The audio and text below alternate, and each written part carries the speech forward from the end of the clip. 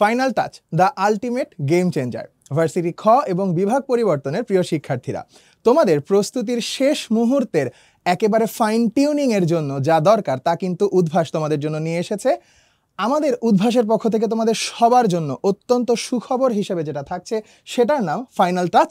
অর্থাৎ তোমাদের এই প্রস্তুতির শেষ সময়ের প্রস্তুতির যা কিছু আছে সব কিছুকে একেবারে পরিপূর্ণভাবে গুছিয়ে ফাইনাল টাচ দিতে যে বইটা তোমরা সবসময় চেয়েছো, যে এরকম একটা বই যে বইটাতে আমার প্রস্তুতির শেষ যে ছোটোখাটো খুঁটিনাটি জায়গাগুলো, যে জায়গাগুলো রিভিশন প্রয়োজন বা যেই জায়গাগুলো থেকে প্রচুর পরিমাণে প্র্যাকটিস প্রয়োজন, তার সব কিছুর সমন্বয়ে কিন্তু আমরা তোমাদের জন্য এই বইটা অলরেডি নিয়ে চলে এসেছি। চলো দেখে ফেলি কি থাকছে আমাদের এই ফাইনাল টাচে। দেখো, শুরুতেই আমরা যদি সূচিপত্রের দিকে একটু তাকাই, সূচিপত্রে তোমরা দেখতে পাচ্ছ যে বাংলা প্রথম পত্র দ্বিতীয় পত্র, ইংরেজি প্রথম পত্র দ্বিতীয় পত্র এবং সাধারণ জ্ঞানের বাংলাদেশ বিষয়াবলী ও আন্তর্জাতিক বিষয়াবলীর সব কিছুই কিন্তু এর মধ্যে কাভার হচ্ছে। তাহলে ভাইয়া, আমাদের তো সাধারণ যে প্রস্তুতিমূলক বই আছে সেখানেও তো এই সব কিছুই আলোচনা হয়েছে, তাহলে কি এমন আছে এই ফাইনাল টাচ বইটাতে? তোমাদের এই প্রশ্নের উত্তরে প্রথমেই যে কথাটা বলার জন্য আমি আসলে উদ্গ্রীব হয়ে আছি তা হচ্ছে, এই যে বইটা, এই বইটা হবে তোমার শেষ মুহূর্তের প্রস্তুতির একদম পরিপূর্ণ একটা সহায়ক। অর্থাৎ এতদিন ধরে তোমরা বিগত বছরের বিভিন্ন প্রশ্নাবলী সমাধান করে এসেছো, এছাড়া বিভিন্ন রকমের প্রিপারেশন বুক কিংবা কনসেপ্ট বুক থেকে তোমরা নানাবিধ ধারণা, গ্রামারের বিভিন্ন রুল, সাধারণ জ্ঞানের অসংখ্য তথ্য মুখস্থ করে এসেছো। কিন্তু এই মুখস্থ করার পর তোমাদের ভিতরে অনেকেরই, ইনফ্যাক্ট বেশিরভাগেরই যে সমস্যাটা এখনো পর্যন্ত রয়ে গেছে যে ভাইয়া পড়ার সময় তো আমি পারছি, কিন্তু পরীক্ষার হলে প্রশ্ন যখন আমার সামনে আসছে প্রশ্নের উত্তর ঠিকঠাক মতো আসলে করে উঠতে পারছি না। অর্থাৎ তুমি প্রস্তুতি নেওয়ার সময়, বাসায় পড়ার সময় ঠিকই বুঝতে পারছো, কিন্তু পরীক্ষায় তুমি এই উত্তরটা সঠিকভাবে মাথার মধ্যে নিয়ে আসতে পারতেছো না। তাহলে এই সমস্যার সমাধানের জন্য এই মুহূর্তে তোমাদের কি দরকার? প্রচুর আর প্রচুর পরিমাণে প্র্যাকটিস, তাই তো? তাহলে এই প্র্যাকটিসের কথা মাথায় রেখেই আমরা যেটা করেছি, প্রত্যেকটা বিষয়ের টপিক ভিত্তিক প্রশ্নের একটা সমাহার তোমাদের জন্য রাখার চেষ্টা করেছি, যেখানে থাকছে না কোনো অপশন। ভাইয়া, ভর্তি পরীক্ষায় তো অপশন আসবে, তাহলে অপশন না দিয়ে আমার লাভ? অপশনের জায়গাটা তোমাকে এইভাবে করে হেল্প করবে যে অপশন যদি না থাকে তাহলে কিন্তু তুমি তোমার মাথা থেকে স্ক্র্যাচ করে আসলেই তুমি এটার উত্তর পারো কিনা সেই ব্যাপারটার জাজমেন্ট কিন্তু এখানে হয়ে যাবে, তাই তো? তাহলে চলো দেখি একটা স্যাম্পল কোয়েশ্চেন বা স্যাম্পল টপিক। ধরো বাংলা প্রথম পত্রের বিদ্রোহী কাজী নজরুল ইসলামের লেখা যে কবিতা তোমাদের বইতে আছে, সেই কবিতায় দেখো এখানে 1 থেকে প্রায় 50 পর্যন্ত যতগুলো প্রশ্ন আসলে এই কবিতা থেকে গুরুত্বপূর্ণ হতে পারে এখানে শুধু প্রশ্ন আকারে দেয়া আছে। উত্তর কি আছে?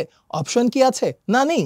তুমি প্রথম প্রশ্ন পড়লে যে কবির উচ্চশির দেখে মাথা নত করে ফেলে কে, এই প্রশ্ন দেখার সাথে সাথেই তোমার মনে যেন অটোমেটিক্যালি উত্তরটা, অর্থাৎ পরীক্ষার হলে তো অপশন থাকবে ঠিক আছে, কিন্তু অপশন ছাড়াও মানে ভুল ক্রমেও যেন অন্য অপশনে তোমার চোখ না পড়ে, এইটা যেন তোমার মাথায় একদম সেভ হয়ে যায়, সেই উদ্দেশ্যটাকে মাথায় রেখেই কিন্তু আমরা রাখিনি কোনো অপশন। এভাবে 1 থেকে 50টা প্রশ্ন তুমি পড়বে আর ছোট্ট করে একটা খাতায়, হতে পারে বইয়ের কোনায়, ছোট করে তুমি উত্তরটা লিখে রাখবে। তাহলে তোমার প্রস্তুতির প্রথম ধাপ হবে, যা প্রশ্ন তুমি যে কয়টা পারো তার সবগুলো একাধারে এটার পাশেই বা একটা খাতাতে, ছোট্ট একটা প্যাড কিংবা নোট কপিতে তুমি লিখে রাখতে পারো। তারপরে যেগুলো তুমি পারলে না সেগুলো ঝট করে এইখানেই দেখো, যেই পৃষ্ঠায় প্রশ্ন ঠিক সেই পৃষ্ঠার নিচে রয়েছে সবগুলো প্রশ্নের উত্তর। তাহলে যে প্রশ্নের উত্তরটাই তুমি পারলে না সেটা কিন্তু এখান থেকে পড়ে ফেলে অন্য আরেকটা সময়ে, তাহলে যেগুলো পেরেছো সেগুলো তো লিখাই আছে, তাহলে যেগুলো পারোনি সেগুলো তুমি আবার উত্তর করা শুরু করো। এবার দ্বিতীয় ধাপে তুমি দেখবে প্রথমবার যদি 50টার মধ্যে 20টা পারো, তাহলে দ্বিতীয় ধাপে কিন্তু তুমি আরো 20টা বা 25টা পারছো, অর্থাৎ তোমার 40 থেকে 45টা কিন্তু দুইবার বইটা রিভিশন করলেই হয়ে যাচ্ছে।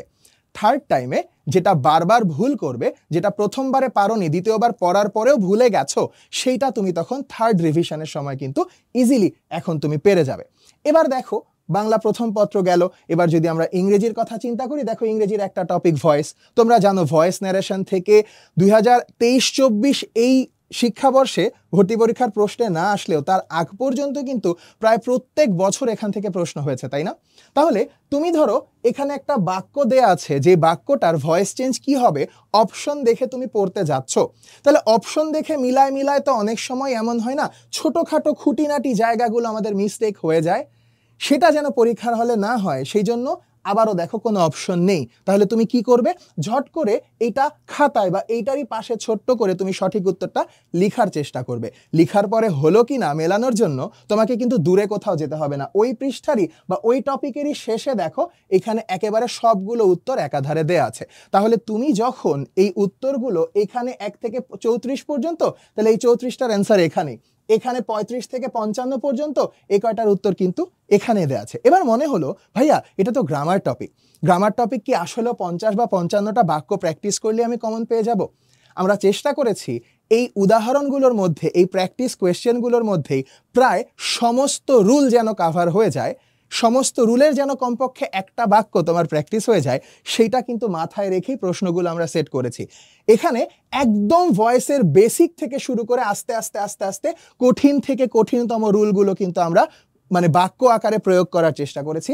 আর তোমার শেষ মুহূর্তের মনের যে কনফিউশন, আচ্ছা রুলগুলো যেন কি ছিল, তোমার যেন অন্য কোনো বই খুলতে না হয়, সেজন্য এটার ঠিক নিচেই ইম্পর্টেন্ট রুলস নামে আমরা কিন্তু টেন্স অনুযায়ী, সেন্টেন্স অনুযায়ী ভয়েস পরিবর্তনের যে নিয়মগুলো, যেগুলো একেবারে প্রয়োজন, শেষ সময় একবার চোখ দিয়ে দেখে গেলেও তোমার পরীক্ষার হলে উপকার হবে, সেসব মাথায় রেখে একসাথে কিন্তু কালেক্টেড করে আমরা এখানে বইতে সংযোজন করে দিয়েছি, যা তোমার প্রস্তুতির এই শেষ মুহূর্তটাকে আরও বেশি তোমাকে কনফিডেন্ট করে তুলবে, তোমার প্রস্তুতিটাকে আরও পরিপূর্ণতা এনে দিবে বলেই আমাদের বিশ্বাস। এবার দেখো আমরা যদি জিকের কথা চিন্তা করি, তোমরা জানো তোমাদের জিকে 2টা ভাগে বিভক্ত থাকবে, বাংলাদেশ বিষয়াবলী আসবে, আন্তর্জাতিক বিষয়াবলীও থাকবে। তো প্রথমে দেখো মহান মুক্তিযুদ্ধ নিয়ে ধরো তুমি পড়তে যাচ্ছ, তাহলে মহান মুক্তিযুদ্ধ থেকে তো আসলে আসার মতন প্রশ্নের অভাব নেই, তাই না? অসংখ্য রকমের প্রশ্ন এখান থেকে হতে পারে।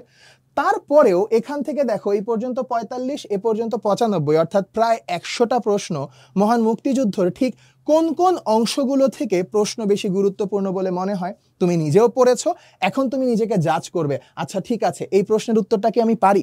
যদি পারো ঝট করে লিখে ফেলো সাইডে একটা ছোট্ট করে টান দিয়ে, পেন্সিল বা একটা কলম দিয়ে। যেগুলো পারছো না সেগুলো কিন্তু কালার পেন দিয়ে সার্কেল করতে ভুলে যেও না। তাহলে যেগুলো পারলে না সেগুলো তুমি উত্তরটা এখানে পড়ে এখন জেনে ফেলার চেষ্টা করলে, সেকেন্ড টাইম রিভিশন যখন করবে তখন উত্তরের দিকে না তাকিয়ে যেগুলো পারোনি সেগুলো তুমি আবার এখন উত্তর করার চেষ্টা করবে। ওই যে বলেছিলাম 95টার মধ্যে হয়তো সেকেন্ড রিভিশন দিয়ে তুমি 80টা বা 85টা মনের মধ্যে একদম, যেগুলো ভুলে গিয়েছিলে সেগুলো মনে পড়ে যাবে, যেগুলো আগে জানতে না সেটা এখন শিখে ফেলতে পারবে, আর যেগুলো বারবার ভুল হলো, 2বার রিভিশনের পরেও তোমার মাথায় আসলো না বা আয়ত্তে থাকলো না, সেগুলো কিন্তু থার্ড রিভিশনের সময় যে তুমি খুব সহজেই একদম মাথার মধ্যে পার্মানেন্টলি গেঁথে ফেলতে পারবে। একই রকমভাবে জিকে আন্তর্জাতিকের বিষয়টাও সেম। আচ্ছা আমি তো দেখাইছিলাম আসলে 95টা, এখানে মূলত আমরা দেখতে পাচ্ছি যে 135টা প্রশ্ন আছে মুক্তিযুদ্ধ থেকে। এরপরে দেখো আন্তর্জাতিক সংগঠন, এটা কি আন্তর্জাতিক পর্যায় থেকে, আন্তর্জাতিক টপিকটা থেকে চলে আসে। তাহলে আন্তর্জাতিক সংগঠনের উপরে বিভিন্ন ধরনের আন্তর্জাতিক সংগঠন নিয়ে তাদের পূর্ণরূপ থেকে শুরু করে তাদের প্রতিষ্ঠাকাল, তারা কি নিয়ে কাজ করে এবং তাদের বিশেষ বিশেষ যে কাজগুলো আছে সমস্ত কিছুই কিন্তু আমরা এখানে প্রশ্ন আকারে দেওয়ার চেষ্টা করেছি, যেন বিষয়টা আসলে এমন না হয় যে একটা সাধারণ জ্ঞানের বই থেকে যখন আমরা তথ্য মুখস্থ করি, তথ্য তো আসলে অনেক পড়লে পড়াই যায়, কিন্তু প্রশ্ন এবং প্রশ্নোত্তর হিসেবে যদি আমরা মনে করি তাহলে আসলে সুবিধাটা কোথায়? সুবিধা হচ্ছে এই, পরীক্ষার হলে তো তোমার প্যাসেজ আকারে কোনো সাধারণ জ্ঞানের প্রশ্ন থাকবে না, তাই না? সরাসরি প্রশ্ন করা হবে। আর তাই অপশন, আমরা অনেক সময় হয় না যে 4টা কাছাকাছি অপশন থাকে, অপশন দেখে আমরা কনফিউজড হয়ে যাই যে আসলে উত্তর কোনটা হবে, তাই তো? তাহলে ওই কনফিউশন যেন পরীক্ষার হলে একবারও মাথায় না আসে, এই জন্যই প্রশ্ন এবং এক কথায় উত্তর, অর্থাৎ অপশন থাকুক বা না থাকুক তুমি যেন সঠিক উত্তর সাথে সাথে মনে করে ফেলতে পারো, সেটাই আমাদের মূল উদ্দেশ্য বা মূল লক্ষ্য। এরপরে দেখো আরো কিছু প্রশ্ন, প্রায় 126টা প্রশ্ন আমরা দেখতে পাচ্ছি, এবং তুমি যেটাই উত্তর করতে পারলে না সেটাই কিন্তু ওই পৃষ্ঠারই নিচে উত্তরমালা অংশ থেকে দেখে ফেলতে পারবে এবং তোমার প্রস্তুতিকে একদম সম্পূর্ণ সুন্দরভাবে, আমরা বলি না যে ফাইন টিউনিং বলে একটা বিষয় থাকে। সো একটা বিষয় দেখো, আমরা তো সব সময় বলি ট্রাম্প কার্ড একটা শব্দ আমরা কিন্তু প্রায় আমাদের জীবনে ব্যবহার করি, তাই না? যে ধরো কোনো একটা কিছুর ব্যাপারে তুমি প্রস্তুতি নিচ্ছ বা কোনো একটা কাজ তুমি করতে যাচ্ছ, একদম সর্বশেষ যেই কাজটা দিয়ে বা যেই ধাপটা অনুসরণ করে তুমি একদম শেষ মুহূর্তে সবার ধারণাকে পাল্টে দিবে, সেটাকেই তো আমরা সাধারণত ট্রাম্প কার্ড বলি, তাই না? তাহলে তোমার প্রস্তুতিতে এবং বি ইউনিট ভর্তি পরীক্ষায় চান্স পাওয়ার ক্ষেত্রে এই ফাইনাল টাচ বইটি হতে যাচ্ছে তোমার জন্য ট্রাম্প কার্ড। কেন? কারণ এই বইটা মিনিমাম 3 বার রিভিশন যদি তুমি করতে পারো, আমরা অবশ্যই আশা করতেই পারি যে আমাদের ভর্তি পরীক্ষার জন্য প্রয়োজনীয় রিভিশনের যা কিছু দরকার তার সম্পূর্ণটুকুই কিন্তু তুমি এই বই থেকে পেয়ে যাবে। তোমরা ইতোমধ্যে অবশ্যই জানো যে উদ্ভাসের পক্ষ থেকে তোমাদের জন্য ভার্সিটি ক্ষয়ের আদলে মডেল টেস্টের আয়োজন করা হয়েছে। তোমরা মডেল টেস্ট প্যাকেজে ভর্তি হওয়ার সাথে সাথেই কিন্তু এই বইটি ফ্রিতেই পেয়ে যাবে। আর তাই বিন্দুমাত্র সময় ক্ষেপণ না করে আজই এনরোল করে ফেলো উদ্ভাসের ভার্সিটি খ মডেল টেস্ট প্রোগ্রামে। আর সাথে সাথে তোমার এই ফাইনাল টাচ বইটি সংগ্রহ করে ফেলো। ফাইনাল টাচ বই সংগ্রহ করার সাথে সাথে এটা মাথার মধ্যে চিন্তা করবা, এই বইটা হবে আমার প্রস্তুতির শেষ সময়ের ট্রাম্প কার্ড। আর এই ট্রাম্প কার্ড ব্যবহার করে অন্যান্য সবার থেকে এগিয়ে যাও আর তোমার ভর্তি পরীক্ষায় একটা ভালো সাবজেক্টের একটা সিট নিশ্চিত করে ফেলো। সবার জন্য অসংখ্য শুভকামনা। আসসালামু আলাইকুম।